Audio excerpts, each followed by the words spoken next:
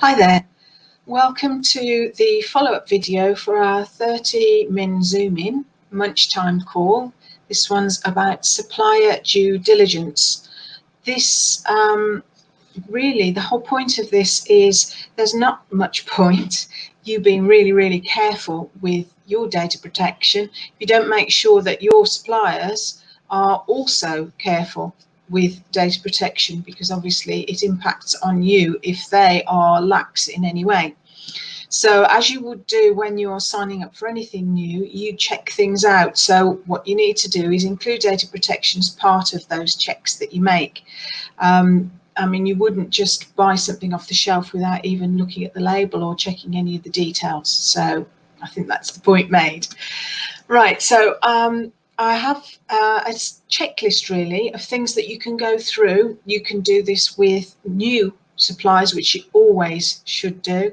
And also I'd recommend that you check your current suppliers from time to time as well, because things do change. Now, this includes all sorts of suppliers, including things like Microsoft, Amazon if you use AWS servers, Google. Really, if they are used for anything in your business, then you should be going through this process. So first of all, this is where I always start. I want to know where the data is being transferred to and from and is sitting.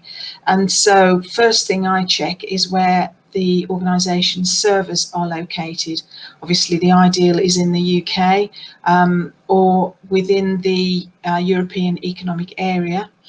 So that includes countries, beg your pardon, who have an adequacy ruling in their favour, all of which the UK has agreed continue following Brexit.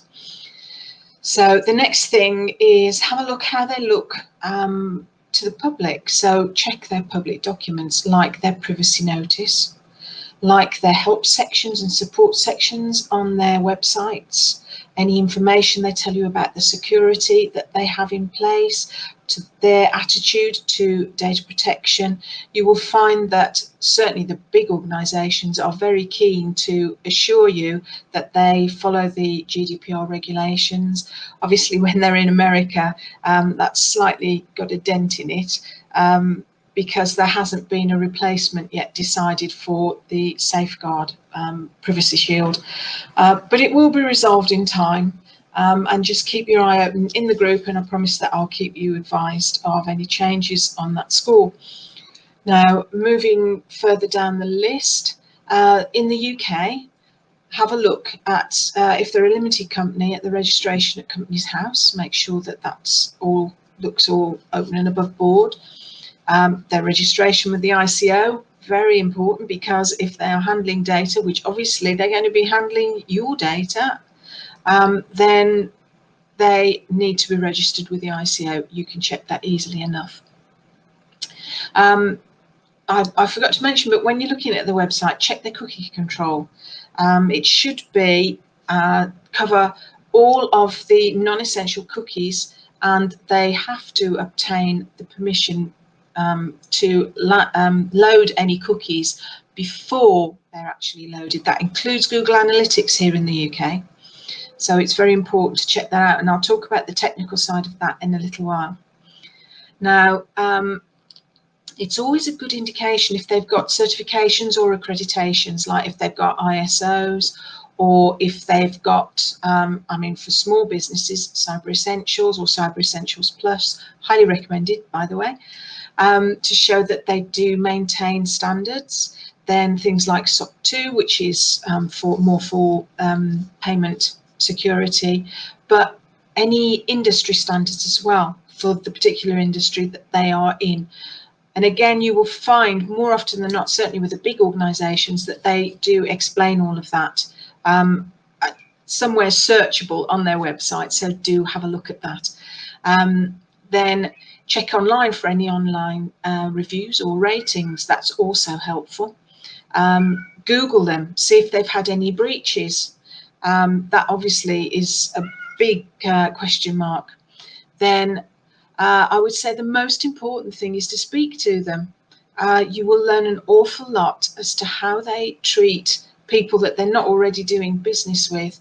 You will learn a lot about them, and your own spidey senses will click in as well, and you'll see if you're comfortable working with them. So for individuals who are running businesses, then I would look them up on LinkedIn, Facebook, other social media platforms, and see how they describe themselves and what information is included on there. You can learn an awful lot. Now, finally, as I mentioned earlier, there are technical checks that you can make. So you can actually check what cookies are being dropped when you open their website, what cookies they deploy. There are tools to do that, and also if they've got an app, there are tools where you can check to see what cookies the app is dropping as well. All of this combined, if you look at all of these items, you can see the overall positive or negative picture or any more information that you need to ask for. Now, as I say, they are part of your business.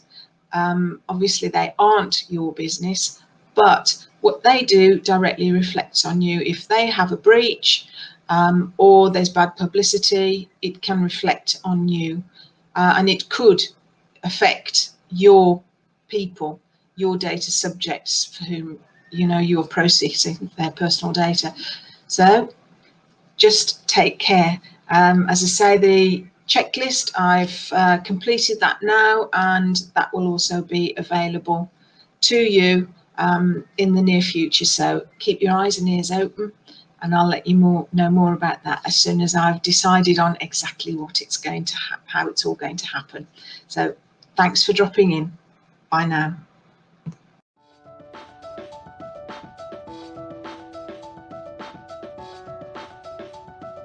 Find out more